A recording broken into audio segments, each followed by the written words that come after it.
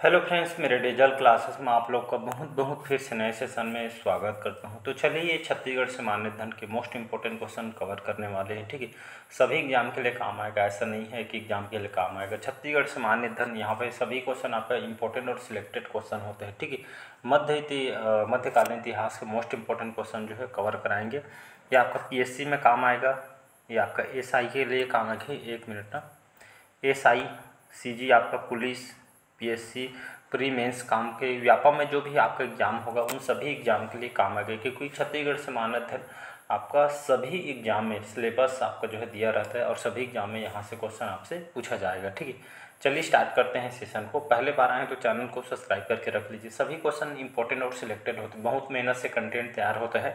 बहुत सारे क्वेश्चन आपके अलग अलग एग्जामों में क्वेश्चन रिपीट भी हुए हैं। ठीक है जी, चलिए क्वेश्चन स्टार्ट करते हैं। पहला क्वेश्चन आज का हम देखते हैं, भोरमदेव जो मंदिर है, ठीक है, भोरमदेव मंदिर का निर्माण जो है किस शताब्दी में होना माना जाता है। ये क्वेश्चन कहाँ पे आया हुआ है? सीजीपीएससी 2005 के पेपर में आया हुआ है। ये इससे रिलेटेड क्वेश्चन अभी हाल ही में जो है हास्टन मॉडल में जो क्वेश्चन आपसे पूछे गए हैं। ठीक है, 14वीं, 11वीं, दूसरी या 5वीं शताब्दी में।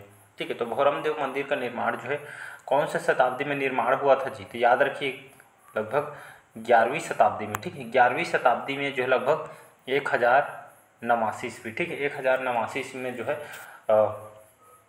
गोपाल देव, ठीक है, कौन से शासक, प्रमुख शासक देखेंगे तो गोपाल देव, इन्होंने लगभग 11वीं शताब्दी में कवर्धा के ग्राम छपरी में भोरमदेव मंदिर का इन्होंने निर्माण कराया था। भोरमदेव मंदिर यहाँ के जो है कलाकृतियाँ और मूर्तियों के कारण जो है प्रसिद्ध है। ठीक है जी, और हर साल भोरमदेव महोत्सव भी यहाँ पे आयोजन किया जाता है। ठीक है, और भोरमदेव मंदिर को जो है चंदेल वंशी, ठीक है, चंदेल वंशी खजुराहो मंदिर के समान होने के कारण इसको जो है छत्तीसगढ़ का खजुराहो भी इसको कहा जाता है। ठीक है, और ये देखेंगे तो भोरमदेव मंदिर जो है ये आपका नागर शैली, ठीक है, कौन सी शैली? तो भोरमदेव मंदिर नागर शैली में जो है निर्मित हुआ है, और ये जो है भोरमदेव एक आदिवासी देवता को समर्पित है। ठीक है, भोरमदेव मंदिर का निर्माण जो है फड़ी नागवंश के काल में जो है करवाया गया। तभी जैसे बताया मैंने जो है गोपाल देव एक फड़ी नागवंशी शासक है। ठीक है, तिन्हीं के द्वारा जो है बनवाया गया था। ठीक है, तो हॉस्टन मॉडल में से संबंधित एक क्वेश्चन आपसे पूछा गया है। ठीक है, जिसको आपको याद रखना है। चलिए अगला क्वेश्चन देखते हैं। चलिए अगला क्वेश्चन है कि सर्वाधिक प्रतापी कलचुरी नरेश निम्नलिखित कौन था? जाजलदेव प्रथम, मुग्धतुंग, कलिंगराज या रत्नदेव द्वितीय। ठीक है, तो सर्वाधिक प्रतापी कलचुरी नरेश निम्नलिखित कौन था? तो आपका जाजलदेव प्रथम। ठीक है, ये जो सर्वाधिक शक्तिशाली शासक था, ये जो है कलचुरी वंश के जो है प्रमुख शासक हैं जाजलदेव प्रथम। याद रखिए, बहुत ही शक्तिशाली शासक था। और इनको गज शार्दुल, याद रखिए, इनको गज शार्दुल की उपाधि दी गई है। मैं इसका मतलब अर्थ होता है हाथियों के शिकारी। ठीक है, तो इनको गज शार्दुल की उपाधि दी गई है। ठीक है, और इन्होंने, ठीक है, जो है मतलब इनके देखेंगे तो पहली बार जो है, ठीक है, इन्होंने जो है छत्तीसगढ़ में स्वर्ण सिक्के छत्तीसगढ़ में इन्होंने जो है चलवाया था, और इस सिक्के में श्रीमद जाजलदेव और गज शार्दुल इन्होंने चित्रित भी करवाया था सिक्का में। ठीक है, इन्होंने कौन सा नगर बसाया था? तो जाजलपुर, जिसको हम अभी जो है जांजगीर के नाम से जानते हैं। ठीक है, तो ये शहर जो है इन्होंने बसाया था।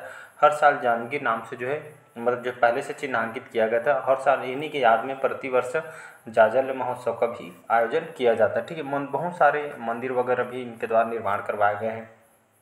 जाजलपुर में विष्णु मंदिर, जिसको नक्टा मंदिर भी कहा जाता है, ये जो है इसी के द्वारा निर्माण कराया गया था। पाली के जो शिव मंदिर है, ठीक है, कोरबा में बना हुआ, इसका जीर्णोद्धार इन्होंने कराया था। ठीक है, और इस मंदिर का निर्माण बाणवंशी शासक जो है विक्रमादित्य, जैसे कल बताया था। ठीक है, मंदिर का जो निर्माण बाणवंशी शासक ने करवाया था, लेकिन इसका जीर्णोद्धार इन्होंने कराया था। ठीक है, इसको आपको याद रखना है। चलिए नेक्स्ट क्वेश्चन देखते हैं। और इसमें एक चीज़ और बताना चाहूँ, जल्द ही आपके लिए छत्तीसगढ़ से मान्य धन पूरा डिटेल के साथ पढ़ाया जाएगा मेंस लेवल तक के। ठीक है जी, तो जल्द स्टार्ट करने वाला हूँ। जैसे आपका एसआई के लिए जो नोटिफिकेशन आती है वैसे जो है क्लास स्टार्ट कर दिया जाएगा। ठीक है, इस बार जो है आपका मैथ्स वगैरह यहाँ पे जो है सेशन में है लेने वाला हूँ। ठीक है, मैथ्स भी आपको जो है पूरा बेसिक कॉन्सेप्ट के साथ आपको जो है पढ़ाया जाएगा। ठीक है जी, तो मैथ्स वगैरह और साथ ही साथ छत्तीसगढ़ का सामान्य अध्ययन, ठीक है, इसको मैं कवर कराने वाला हूँ। ठीक है, थर्ड क्वेश्चन देखते हैं। किसके शासनकाल में स्थानीय प्रशासन पंचकुल नामक संस्था के अधीन था? कलचुरियों के, मराठों के, अंग्रेजों के, या इनमें से कोई? तो इसका जो करेक्ट आंसर हो जाएगा कलचुरियों के, ए ऑप्शन हो जाएगा। तो किसके शासनकाल में स्थानीय प्रशासन पंचकुल नामक संस्था का अधीन था। तो कलचुरी को जो शासनकाल यहाँ के जो स्थानीय प्रशासन पंचकुल नामक संस्था के आपका जो है अधीन हुआ करती थी। ठीक है, तो इसका कलचुरी करेक्ट आंसर है। जो पंचकुल जो शब्द दिया गया था इसी के जो है इस जो स्थानीय प्रशासन यहाँ पे पंचकुल नामक जो है संस्था थी। ठीक है, इसमें कलचुरी शासकों ने जो है बनवाई थी। इसमें नगर प्रमुख को पूर्व प्रधान इसमें जो है होते थे। ठीक है, और ग्रामीण में जो ग्रामपुट गाँवटिया के जो अधीन होते, मतलब जो है एक तरह शासन कैसे करना है। ठीक, पंचकुल में 5 से 10 सदस्य तक होते थे। ठीक है, और गांव और नगरों के स्थानीय प्रशासन को पंचकुल शासक नाम जो है दिया गया था। ठीक है, तो देख रेख के लिए जो है यहाँ पे व्यवस्था करवाई गई थी। अगला क्वेश्चन देखते चलिए अगला क्वेश्चन देखते हैं। छत्तीसगढ़ में देवपाल मोची ने कहाँ पर जो है नारायण मंदिर की स्थापित करवाया था? रतनपुर में, खल्लारी में, तुम्बाड़ में, या इनमें से कोई नहीं। ठीक, तो देवपाल मोची ने कहाँ पर जो है नारायण मंदिर स्थापित करवाया था?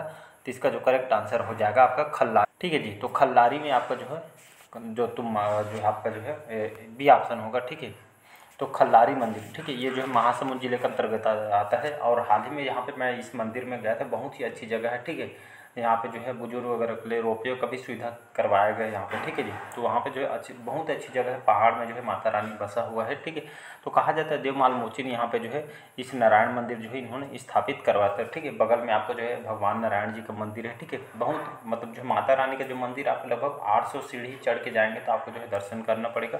यहाँ पे जो है भीम पाँव है। ठीक है, महाभारत के जो है साक्ष्य आपको जो है बुक में जो पढ़े हैं ये सभी साक्ष्य वहाँ से आपको देखने को मिलेगा। ठीक है, खल्लारी जाएंगे तो कौन से जिले में है? महासमुंद जिले में है। ठीक है, और यहाँ पे जो है नारायण मंदिर भी स्थापित करवाया था देवपाल मोची ने। ठीक है, तो ये महासमुंद जिले के अंतर्गत आती है, कभी जाइएगा, बहुत ही अच्छी जगह है।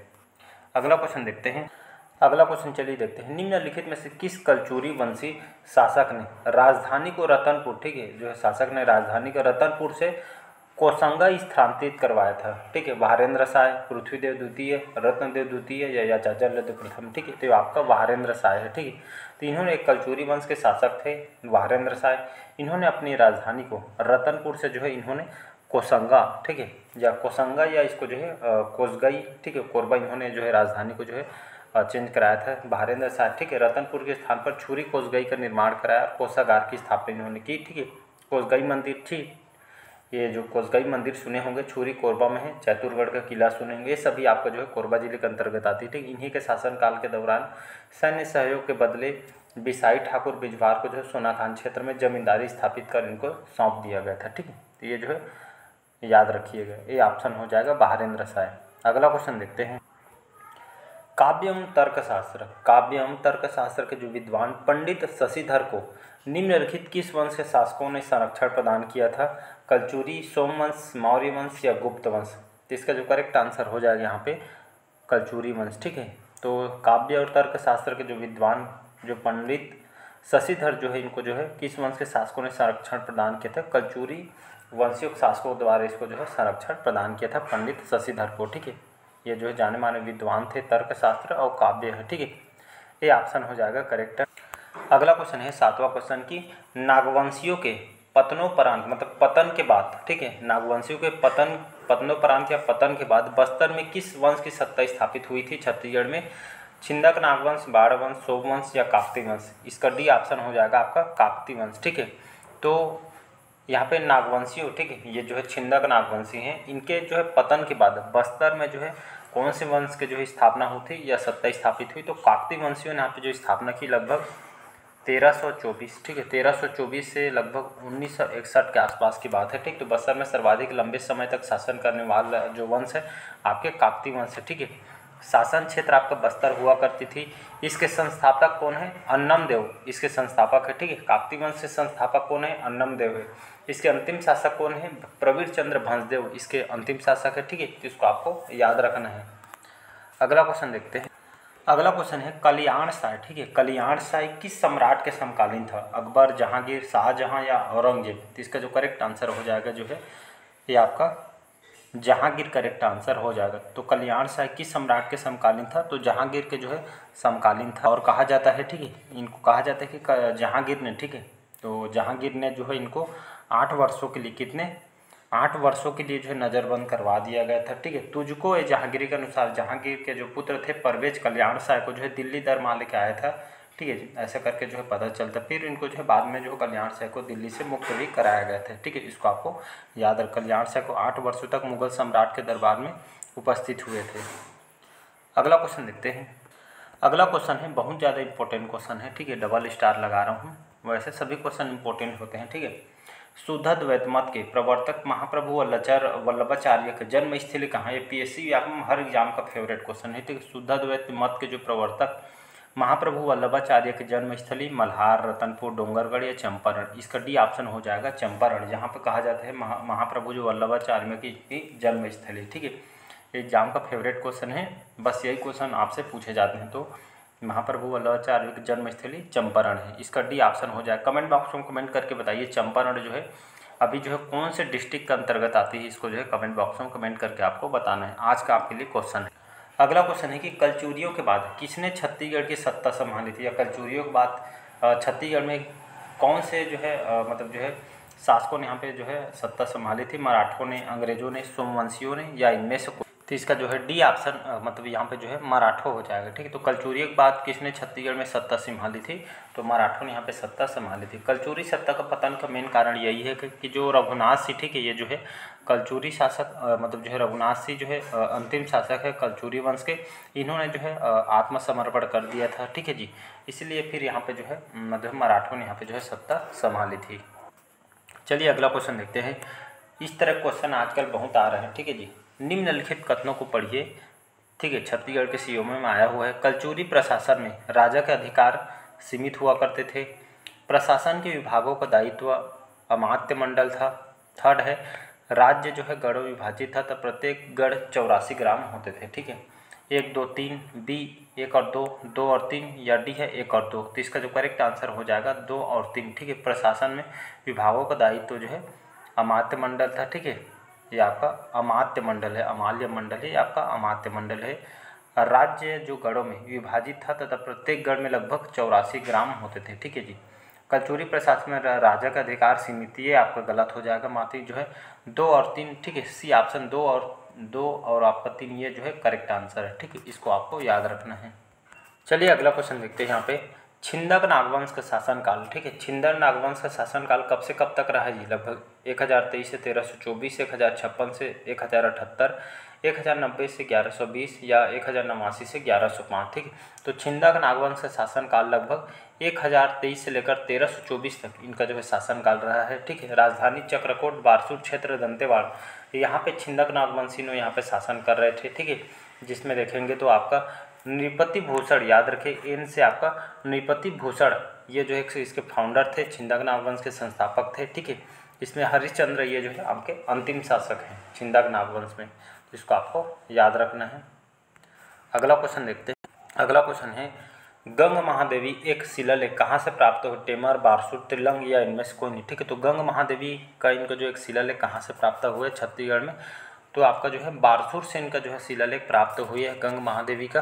तो याद रखिए जो है महिला शासिका थी, महिला शासिका थी, इनकी जो जानकारी और शिलालेख जो है ये आपका बारसूर से प्राप्त हुआ है। बी ऑप्शन हो जाएगा करेक्ट। चलिए अगला क्वेश्चन देखते हैं। निम्न में से काकतीय वंश के शासक हैं अन्नमदेव, हमीरदेव, भैरमदेव, ये सभी कैसे याद रखना है? जहाँ पे देव शब्द आ जाए तो समझ जाइएगा जो है ये जो है काकतीय वंश के शासक, जैसे अन्नमदेव अभी बताया, अन्नमदेव काकतीय वंश के जो है संस्थापक हैं। ठीक है, और यहाँ पे जो है हमीरदेव, भैरमदेव, ये सभी जो है काकतीय वंश के शासक हैं। बस आपको याद रखना है काकतीय वंश के अन्नमदेव जो है संस्थापक है, अंतिम शासक प्रवीरचंद्र भंजदेव है। ठीक है जी, तो इसको आपको याद रखना। देव जैसे आ गए तो समझ जाइए काकतीय वंश के शासक है। आपको याद रखना है फाउंडर को, अंतिम शासक को। अन्नमदेव फाउंडर है, अंतिम शासक प्रवीरचंद्र भंजदेव है। ठीक है जी, तो इसको आपको याद रखना। बस्तर क्षेत्र में इनका शासनकाल रहा है काकतीय वंशियों का। चलिए आज के लास्ट क्वेश्चन देखते हैं। ठीक है, निम्न में से कौन सा एक कथन असत्य है उसको बताना है। ठीक है, कौन सा जो कथन असत्य है उसको बताना है। पूर्व मध्य युग में छत्तीसगढ़ पर सबसे शक्तिशाली राज्य कलचुरियों ने स्थापित किया था। रत्नदेव ने रतनपुर की स्थापना की, उसे जो है राजधानी बनाया था। रतनपुर का सर्वाधिक शक्तिशाली कलचुरी राजा जाजलदेव था। उपरोक्त में से कोई नहीं। तो कौन सा जो है कथन असत्य है? तो उपरोक्त में से कोई नहीं करेक्ट आंसर हो जाएगा। सभी कथन आपका जो है सत्य हो जाएगा। ठीक, तो छत्तीसगढ़ सबसे शक्तिशाली राज्य जो है कलचुरियों ने स्थापित किया था। ठीक है, रतनपुर ने, ठीक है, रतन देव ने, ठीक है, रत्नदेव ने, इन्होंने जो है रतनपुर की स्थापना की और उसे राजधानी भी इन्होंने सर्वप्रथम इन्होंने स्थापना किया था 1050 ईस्वी में। रतनपुर को सर्वाधिक जो शक्तिशाली कलचुरी राजा जाजल, कलचुरी वंश के जो राजा जाजल थे, ठीक है। ये सभी कथन आपके जो है करेक्ट ना हो जाए। इस टाइप के जो क्वेश्चन आपको डाटा पूरा रहेगा तभी आंसर आपका सही हो पाएगा, ठीक है। तो डाटा आपको जो है सही पता होना चाहिए, ठीक है। तो इसलिए रिवाइज बहुत ज़्यादा इंपॉर्टेंट होता है। बाकी आज का सेशन आप लोगों को कैसा लगा कमेंट करके ज़रूर बताइएगा। जब सेशन स्टार्ट किया जाएगा छत्तीसगढ़ से माध्यमिक, पूरा डिटेल एक एक फैक्ट के साथ आपको पढ़ाया जाएगा मेंस लेवल तक के, ठीक है, ताकि जो है आप मेंस में भी लिख पाएँ, ठीक है। तो चलिए बाकी आज का सेशन यही तक रखते हैं। लाइक शेयर सब्सक्राइब कीजिएगा। Thank you.